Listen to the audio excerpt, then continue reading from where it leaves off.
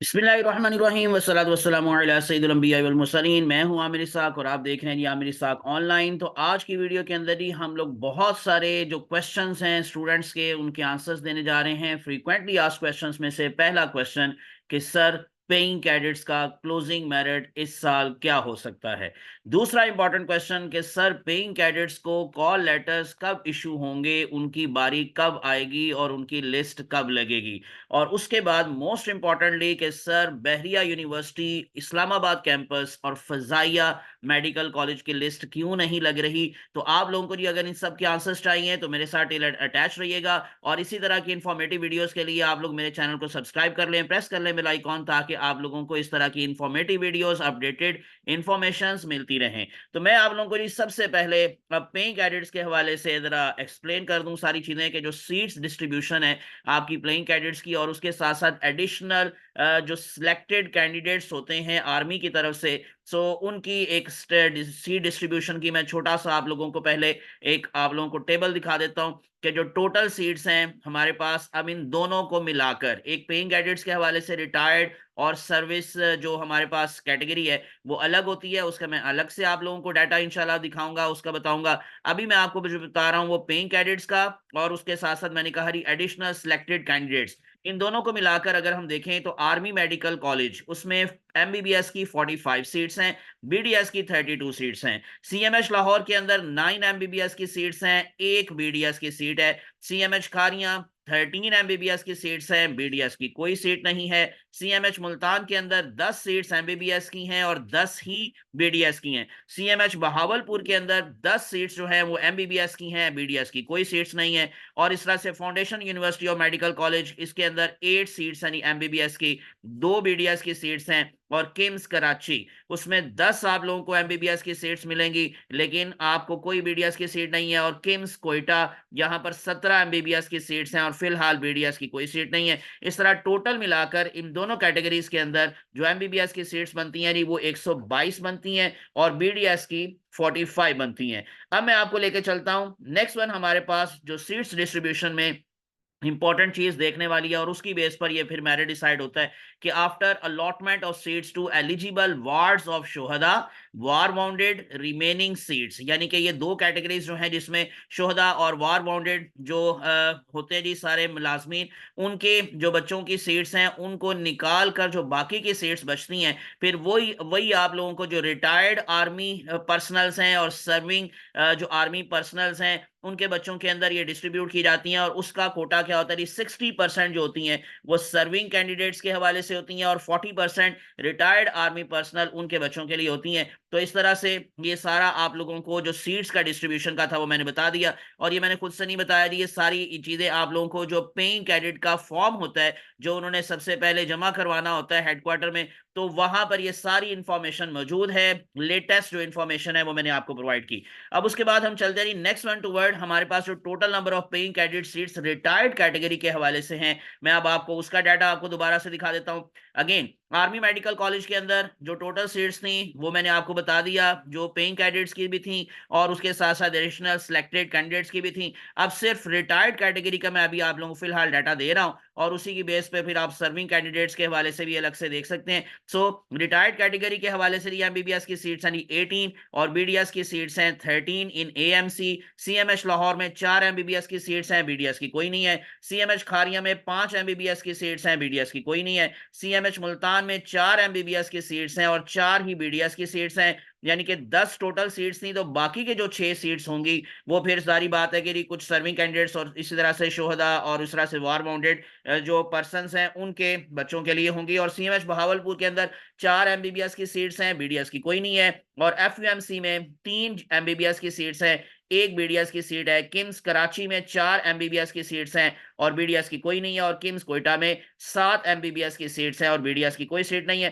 तो इस तरह टोटल मिलाकर जो एमबीबीएस की seats for paying candidates retired category के अंदर आती हैं वो 49 आती हैं और 18 जो है वो बीडीएस की सीट्स आती हैं। इसका मतलब टोटल मिलाकर ये कितनी हो गई, 67। अब ये तो मैंने आपको डाटा वो दे दिया जो कि आप लोगों को एक्चुअली मौजूद है, लेकिन अब कुछ डाटा ऐसा है जो कि डिफरेंट सोशल मीडिया की वेबसाइट्स हैं, डिफरेंट पेजेस हैं, फेसबुक पर इसी तरह से इंस्टाग्राम पर वहां से कुछ कलेक्शन मैंने की है, लेकिन मैं आपको बता दूं कि वो नॉन ऑफिशियल है, उसमें गलतियां भी हो सकती हैं। कुछ मैंने चेक किए थे कि कुछ नेम्स मुझे मिले भी थे। जो 500 की सी जो लिस्ट लगाई थी एएमसी के हवाले से, शुरू पर नम्स ने प्रोविजनल लिस्ट इसको हम बोलते हैं, और उसी में से फिर ओपन कैटेगरी के अंदर जो 27 सीट्स हैं उनको फिल किया गया, जो 23 सीट्स हैं फॉरेन कैटेगरी के हवाले से उनको फिल किया गया। लेकिन जो बाकी की सीट्स बच जाती हैं, जारी बात है कि उन्हीं में से फिर जो पेइंग कैडेट्स हैं उनको भी ये सीट्स मिलती हैं और एटसेट्रा। तो अब मैं उस डाटा की तरफ आपको लेके चलता हूं, जो कि एक टेंटेटिव सा डाटा है लास्ट ईयर। पहले उससे पहले एक और चीज, उससे पहले मैं आपको लास्ट ईयर का क्लोजिंग मेरिट बता देता हूं, और फिर उसके बाद आपको मैं रिटायर्ड कैटेगरी के हवाले से जो अब हमारे पास लिस्ट है वो मैं दिखाता हूं। चले जी, मैं पहले ऐसे करता हूं, आप लोगों को ये तो मैं बाद में दिखाता हूं, पहले ये वाला डाटा मैं आपको शो कर देता हूं। सो इधर आप देखें जी, हमारे पास जो नॉन ऑफिशियल टेंटेटिव लिस्ट है ये 2 मंथ पहले की है। इसका मतलब क्या है कि इन अदर वर्ड्स जो प्रोविजनल लिस्ट थी उसमें से कुछ जो कैंडिडेट्स थे उनकी लिस्ट अलग से ये सोशल मीडिया के ऊपर चलती रही, और वही मैंने अब आपको दिखा रहा हूं कि इसके अकॉर्डिंग आप लोग डिसाइड कर सकते हैं। देखें, ये जो 67 सीट्स जो है, जो भी मैंने आपको रिटायर्ड कैटेगरी के हवाले से बताई हैं, हम देखेंगे कि कौन कौन से स्टूडेंट्स हैं जिन्होंने ये पेइंग कैडेट्स के हवाले से अप्लाई किया था, और उनका जो एग्रीगेट है उसके अकॉर्डिंग। अब इसमें हो सकता है कि 93.68 से ज्यादा भी किसी का हो, और कुछ इसमें एरर और गलतियां भी हो सकती हैं। तो ये नॉन ऑफिशियल टेंटेटिव लिस्ट है। मैं दोबारा से बता दूं कि ये ऑफिशियल लिस्ट नहीं है, ये 100% ऑथेंटिक लिस्ट नहीं है, लेकिन कुछ अंदाजा जरूर आपको हो सकता है इससे। नंबर 1 है जी फहीम नकवी, 93.68 एग्रीगेट इनका चांस बन सकता है जी एएमसी के अंदर, यानी एएमसी के अंदर जो पेइंग कैडेट का ओपनिंग मेरिट है वो हो सकता है 93.68 हो। इस तरह से नंबर 2 पर अली अरीबा हयात अरूबा अरूबा हयात 93.66 इनका एग्रीगेट है, इनका भी एएमसी में चांस है। फिर इस तरह से शकीला नवाज है, हानिया अहमद है, फनाज अंजुम है सम, और इसी तरह से अरीका खान, ये अरीका खान का 93.31, ये मैंने बकायदा चेक किया था कि जो 500 की लिस्ट लगी थी एएमसी की शुरू पर, तो उसमें ये नेम बकायदा मौजूद है अरीका खान। तो इसका मतलब ये ऑथेंटिक भी हो सकते हैं नेम्स, और इसमें गलतियां भी हो सकती हैं। मैं दोबारा वही बात क्लियर कर दूं। एनीवेज जी, ये सारे जो 10 नंबर तक हैं ये सारों का एएमसी में चांस है। तो ये 93.68 से स्टार्ट होकर 93 तक जा रहा है। नेक्स्ट वन चलते हैं जी, हमारे पास इसी तरह से नंबर 11 पर 93 पर उमर फारूक है, और फिर ये नंबर 20 पर अगर आप लोग आ जाएंगे, बल्कि उससे पहले ये 18 तक 91.66 तक एएमसी में चांस है इनके एडमिशन का। सो इसका मतलब जो एएमसी का जो टोटल क्लोजिंग मेरिट है, क्योंकि 18 तक आपको मैंने बताया कि जो सीट्स हैं वो एएमसी की सीट्स हैं, तो इसलिए 91.66 तक ये नेम जा रहा है। और अगर ये सारे ही जो है वो जारी बात है कि सिलेक्ट हो जाते हैं, तो फिर लास्ट क्लोजिंग मेरिट एएमसी के अंदर पेइंग कैंडिडेट हवाले से 91.66 हो सकता है, लेकिन इससे नीचे भी आ सकता है डेफिनेटली। मैं दोबारा से बता दूं कि ये नॉन ऑफिशियल है, तो इससे नीचे भी आ सकता है, लेकिन आप माइंड में रख लें 90 से 91 ये एएमसी का क्लोजिंग मेरिट हो सकता है इस साल फॉर पेइंग कैडेट्स। और इसी तरह से फिर नंबर 19 पर अगर आप चले जाएंगे तो एफएमयू, या बल्कि एफयूएमसी, ये बेसिकली एफयूएमसी है। और इसी तरह से अगली लिस्ट में चलते हैं, यानी कि हमारे पास अगले नाम आते हैं 21 से लेकर ये 21 तक जो है जी, वो आपको मैंने बताया जी एफयूएमसी में जितनी सीट्स हैं उसके अकॉर्डिंग जो लास्ट क्लोजिंग मेरिट वहां पर बन रहा है वो 91.37 है मलिक शफकत का। और उसके बाद फिर ये सीएमएच लाहौर के जो 4 सीट्स हैं उसको अगर आप माइंड में रखेंगे तो ये 91.2 पर क्लोज हो सकता है। सुफियान नेम है जी वहां, 91.2 एग्रीगेट है उनका। और इसी तरह से उससे नीचे आ जाएंगे जी, खारियां शुरू हो गया, तो खारियां के अंदर जितनी भी सीट्स हैं उसके अकॉर्डिंग अगर हम बात करें, मैं दोबारा से दिखाता हूं कि जी ये 91 नंबर पर जो एग्रीगेट है वो जा रहा है उमर आजम का। और उसके बाद फिर हमारे पास मुल्तान का ये स्टार्ट हो गया, तो मुल्तान के अंदर भी जी 4 सीट्स जो मैंने कहा कि वहां पर मौजूद है। तो इस तरह से वहां पर जो यानी कि ये बीडीएस की भी मिलाकर मैं बता रहा हूँ, और उसके साथ साथ जो है जी एमबीबीएस की वो भी मिलाकर बता रहा हूँ। बिस्मा बलोच वहां पर आपको नेम नजर आ रहा है, 90.7 इनका एग्रीगेट है, तो इनका चांस है मुल्तान में आखिरी क्लोजिंग मेरिट ये हो सकता है वहां पर। और उसके बाद फिर बहावलपुर पर आ जाए, तो बहावलपुर में जो क्लोजिंग मेरिट में भी हो सकता है वो 90.59 अरसलान सलीम। और उसके बाद फिर किम्स कराची ये शुरू हो जाएगा, और किम्स कराची में नंबर 42 तक जा रहा है ये मेरिट 90.35 एग्रीगेट के साथ हया फातिमा। और उसके बाद फिर इसी तरह से Quetta institute of medical sciences यानी कि किम्स कोयटा जो 7 सीट्स हैं वहां पर आप लोगों को एमबीबीएस के हवाले से। और उसके बाद फिर ये 90 जो है आप लोगों को एग्रीगेट मिल रहा है किंग्स कोयटा का। तो यूं एमबीबीएस के अंदर इस साल क्लोजिंग मेरिट 90 पर क्लोज हो सकता है, लेकिन इससे थोड़ा नीचे भी आ सकता है। मैं दोबारा से क्लियर कर दूं, वो 88 से, मैंने बच्चों को अक्सर को बताया कि 88 से 90 वाले जो बच्चे हैं और पेइंग कैडेट्स पर उन्होंने अप्लाई किया हुआ है सीट के ऊपर, तो उनका चांस है कि उनका इस दफा एडमिशन हो जाएगा। लेकिन उससे जो नीचे वाले हैं उनके लिए बहुत मुश्किल है, बॉर्डर लाइन है, और इवन इम्पॉसिबल भी हो सकता है। उसके बाद ये बीडीएस के हवाले से हम शुरू कर लेते हैं। तो बीडीएस के अंदर जो एएमसी की सीट्स हैं उनको अगर आप देखेंगे सबको, तो यहाँ पर जी जा रहा है नीचे तक 60 तक एएमसी यानी अरीबा शकील आपको नजर आ रहा है नाम 60 नंबर पर 89.68 एग्रीगेट के साथ। और उसके बाद फिर एएमसी 62 पर जा रहा है जी ईमान जहरा, सो 89.5 एएमसी बीडीएस। तो इनका जो एडमिशन है मे भी हो सकता है वहां पर हो जाए। 89.5 इनका एग्रीगेटर ईमान जहरा। और ये एएमसी बीडीएस के हवाले से अगर इन केस हम बात करें तो शायद इनका वहां पे चांस है। और उसके बाद फिर बाकी के जो कॉलेज है नहीं, एफएमयू यानी कि एफयूएमसी, उसमें अगर आप देखेंगे तो 89.4 अरहम आलम है। और इस तरह से मुल्तान के अंदर आपको जो 4 सीट्स मिलती हैं बीडीएस की, तो उसमें अगर आप लास्ट पर देखेंगे 67 पर नाम है जी मोहम्मद अरशद 89.23। तो ये 89.23 जी मुल्तान, ये बीडीएस के अंदर क्लोजिंग मेरिट। यहां तक मैंने आपको बताया कि जो 67 सीट्स थी रिटायर्ड कैटेगरी के हवाले से, जो पेइंग कैडेट्स हैं उस हवाले से, तो मोहम्मद अरशद 89.23, तो यहां पर क्लोजिंग मेरिट हो सकता है। लेकिन बीडीएस का मेरा ख्याल है थोड़ा सा इससे नीचे आएगा, क्योंकि मे भी हो सकता है कि सारे बच्चे जो है वो इस पे अप्लाई ना करें तो वेकेंट सीट्स रहें, और उसमें फिर नेक्स्ट जो कैंडिडेट्स होते हैं उनको फिर बुलाया जाता है, तो मे भी हो सकता है ये 88 पे चला जाए। तो इस तरह से ये 80 यूं समझ लें, 86 से 88 ये बीडीएस के लिए क्लोजिंग मेरिट हो सकता है, 88 से 90 ये एमबीबीएस के लिए क्लोजिंग मेरिट हो सकता है फॉर पेइंग कैडेट्स। ये मैंने अब आपको सारा डाटा बता दिया, सारी डिटेल बता दी। अब उसके बाद दोबारा से मैं आपको जरा वापस लेके चलता हूं। ये जो लास्ट ईयर क्लोजिंग मेरिट था उसकी बेस पर भी आप लोग डिसाइड कर सकते हैं कि क्या हो सकता है और क्या मेरिट नहीं हो सकता। ठीक है, ओके जी। लास्ट ईयर जो क्लोजिंग मेरिट था फॉर रिटायर्ड पर्संस के हवाले से वो था 92.44। और उसके बाद फिर लास्ट ईयर का जो closing merit for retired person था, ये बल्कि रिटायर्ड नहीं, ये सर्विंग कैंडिडेट्स का था। मैं इसको जरा चेंज कर देता हूँ दोबारा से कि दोनों के पे ही रिटायर लिखा हुआ है, तो इसलिए आपकी कंफ्यूजन खत्म करने के लिए मैं इसको जरा चेंज कर देता हूँ जी। ओके जी, जैसे मैंने आपको बताया कि जी लास्ट ईयर का क्लोजिंग मेरिट फॉर रिटायर्ड था जी 92.44, और सर्विंग कैंडिडेट्स के हवाले से जो क्लोजिंग मेरिट था वो था 90.09, यानी तकरीबन यूं समझ लें कि कोई 1.5 से 2% तक कम होता है रिटायर्ड कैंडिडेट से, क्योंकि जारी बात है कि जी सर्विंग कैंडिडेट्स का 60% कोटा है, इनकी सीट्स थोड़ी ज्यादा होती हैं, तो इसलिए इनका मेरिट थोड़ा सा कम होता है as compare to retired. Retired का जो कोटा है वो 40% है, जो रिमेनिंग सीट्स रह जाती हैं।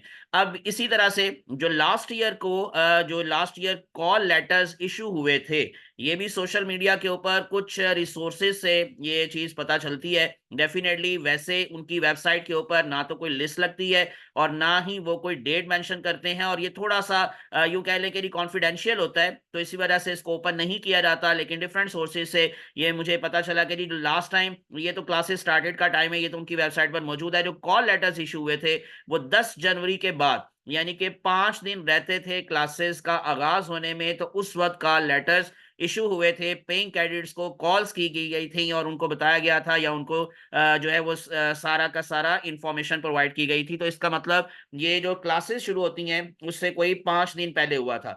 अब इस साल डेफिनेटली कॉल लेटर्स इशू हो चुके होंगे, कॉल्स की जा चुकी होंगी, तो इसका मतलब जिन जिन को कॉल्स अभी तक नहीं आई वो ये समझ लें कि उनकी सिलेक्शन इस साल नहीं हुई। लेकिन जिनकी हो चुकी है वो डेफिनेटली ओपन नहीं करेंगे। हम अक्सर अपनी वीडियोस के अंदर कहते रहते हैं कि जिनकी सिलेक्शन हो चुकी है पेइंग कैंडिडेट्स के तौर पर, वो हमें कमेंट्स के अंदर जरूर बताएं, अपना एग्रीगेट बताएं, अपनी रैंक पोजीशन बताएं, ताकि हम लोग बाकी स्टूडेंट्स को इन्फॉर्म कर सकें। लेकिन मेरा ख्याल है क्योंकि ये थोड़ा कॉन्फिडेंशियल होता है और उनको इंस्ट्रक्शंस दी जाती हैं कि शायद कि उन्होंने इसको ओपन नहीं करना, तो इसी वजह से कोई भी हमें कमेंट के अंदर किसी का भी एग्रीगेट नहीं पता चलता। अब इस साल क्लासेस का आगाज के लिए 13 जनवरी यानी कि कल से हो रहा है, तो इसका मतलब मैंने कहा कि उससे 5 दिन पहले ये कॉल लेटर्स इशू हो चुके होते हैं, तो इसका मतलब ये हो चुके होंगे और जिनकी सिलेक्शन हो चुकी होगी उनको इन्फॉर्म कर दिया गया होगा, और जिनको अभी तक कॉल लेटर्स नहीं आए या उनको कॉल्स नहीं गई, तो इसका मतलब वो ये समझ लें कि शायद उनकी इस साल सिलेक्शन नहीं हुई। लेकिन कुछ भी कहा जा सकता है। मैं दोबारा से बता दूं कि ये सारा कुछ मैंने जो आपको बताया, ये जो मैंने आपको अभी डेट्स बताई हैं कि आफ्टर 10 जनवरी जो इशू हुआ था, ये भी मैंने आपको बताया कि ये टेंटेटिव, जो टेंटेटिव नहीं, ये नॉन ऑफिशियल है, ये डिफरेंट सोर्सेज से ये बात पता चलती है। लेकिन ऑथेंटिक इसमें अभी फिलहाल ये कॉल लेटर्स इशू की डेट क्या थी, वाकई यही थी या नहीं थी, और इस साल क्या कॉल लेटर्स इशू हो चुके हैं या नहीं हो चुके, ये कॉन्फिडेंशियल होता है। तो इसी वजह से इसके अंदर मैं अभी क्लियरली या 100% आपको इंफॉर्मेशन नहीं प्रोवाइड कर सकता। आखिर में चलते हैं जी, जो बहरिया और फजाया वाला मामला है वो भी मैं आपको जरा क्लियर कर दूं। सबसे पहले ये आप लोगों को जो नम्स के हवाले से जो कॉलेजेस हैं उनकी एक लिस्ट है, वो उनकी वेबसाइट पर भी आपको मिल जाएगी, और उस लिस्ट के अकॉर्डिंग ये हमारे पास जो तकरीबन कोई 8 के करीब जो हैं ये अफिलिएटेड कॉलेजेस हैं, वॉ मेडिकल कॉलेज, हाईटेक है जी, CMH खारियां, लाहौर, मुल्तान, और उसके बाद फिर बहावलपुर, और इसी तरह से कराची, और फिर कोयटा। और उसके बाद फिर जो अफिलिएटेड डेंटल कॉलेजेस हैं इस टाइम वो कितने हैं जी, वो हमारे पास है जी CMH Lahore, hitech dental college, और सिम्स डेंटल कॉलेज मुल्तान। लेकिन इसमें कोयटा शायद सुनने में आया था कि शामिल हो रहा है, लेकिन फिलहाल इस लिस्ट में अभी तक वो शामिल नहीं है। जहां तक अटैच कॉलेजेस की बात है, तो ये देखें, वो जो चीज आप पूछना चाह रहे हैं या बार बार पूछ रहे हैं कि बहरिया यूनिवर्सिटी इस्लामाबाद की लिस्ट क्यों नहीं लग रही, तो ये मैंने आपको जैसे पहले भी बार बार कमेंट्स के अंदर भी बताया है, रिप्लाई भी किया है बच्चों को कि ये बच्चों subject to approval by PMDC है, क्योंकि बहरिया यूनिवर्सिटी इस्लामाबाद कैंपस को अभी तक PMDC से अप्रूवल नहीं मिली, तो इसलिए वो अपनी इंडिविजुअल लिस्ट नहीं लगा सकते। सो ये मैं आपको उनकी वेबसाइट पे भी लेके चलता हूं, दोबारा से ये क्लियर कर लें। देखें, मैंने वहां पर सर्च किया, search result for MBBS admissions, तो कोई MBBS के एडमिशंस वो फिलहाल ये कैंपस नहीं कर रहा। जस्ट कराची के अंदर जो है वो आप लोगों को एडमिशन मिल रहे हैं, लेकिन यहाँ पर कोई under graduate admission for MBBS नहीं है। ये दोबारा से अगर मैं इन केस ये जो है एडमिशन के हवाले से जो अंडर ग्रेजुएट इंफॉर्मेशन हैं, वो अगर इन केस आपको मैं दोबारा से ओपन करके दिखाता हूँ जब, तो ये देखिएगा अंडर ग्रेजुएट का जैसे ही मैंने क्लिक किया तो साथ ही ये एरर मैसेज आ जाता है। तो इसका मतलब फिलहाल इनके MBBS के तो एडमिशंस नहीं हो रहे। फजाया की जहां तक बात है, मैं आपको ऑलरेडी पिछली भी वीडियोस में बताता रहा हूं कि इन्होंने अपनी कोई इंडिविजुअल लिस्ट नहीं लगाई, ये जस्ट वही 3000 कैंडिडेट्स वाली लिस्ट है। आप इनको कॉल करके इनके ऑफिस से भी मालूम कर सकते हैं, इंफॉर्मेशन ले सकते हैं, नम से भी आप लोग का जो हेल्पलाइन है वहां से इंफॉर्मेशन ले सकते हैं क्या फजाइया का इस दफा दाखिला होगा कि नहीं। तो मेरा ख्याल है कि इनका भी वही केस है, ये जो है जी अप्रूवल, सब्जेक्ट टू अप्रूवल, तो इसका मतलब इनकी भी इंडिविजुअल लिस्ट नहीं लगी अभी तक कोई भी। और किसी और स्टूडेंट ने भी अभी तक मुझे नहीं बताया, लेकिन अगर इन केस आपको कॉल लेटर्स आए हैं या कॉल्स आई हैं फजाइया से, तो आप जरूर बताएं, और उसमें आपको एग्रीगेट कहां तक कह रही आपको क्या उन्होंने इंफॉर्मेशन दी हैं, या फिर इस हवाले से जो भी आप लोगों को कहा गया है, तो आप मुझे जरूर इन्फॉर्म करें ताकि मैं बच्चों को भी बता सकूं। तो ये था सारा कुछ जो मैंने आज के जो है वो सारे व्लॉग के अंदर आप लोगों को एक्सप्लेन कर दिया। उम्मीद है कि आप लोगों की काफी चीजें क्लियर हुई होंगी और काफी आपकी इंफॉर्मेशन में इजाफा हुआ होगा। और अगर आपको वीडियो अच्छी लगी है तो आप लोग लाइक कर दें और इसको शेयर कीजिएगा ताकि बाकी स्टूडेंट्स में भी नॉलेज में इजाफा हो जाए, और बार बार जो आप क्वेश्चन पूछ रहे हैं उनका आंसर आपको भी मिल सके, और आपको भी मिल गया और उनको भी मिल सके। Thanks for watching, best of luck, अल्लाह आप सबका हामी नासिर हो, मुझे अपनी दुआ में याद रखिएगा। जज़ाकुमुल्लाहु खैरन कसीरा। अस्सलामु अलैकुम वरहमतुल्लाहि वबरकातुहू। अल्लाह हाफिज।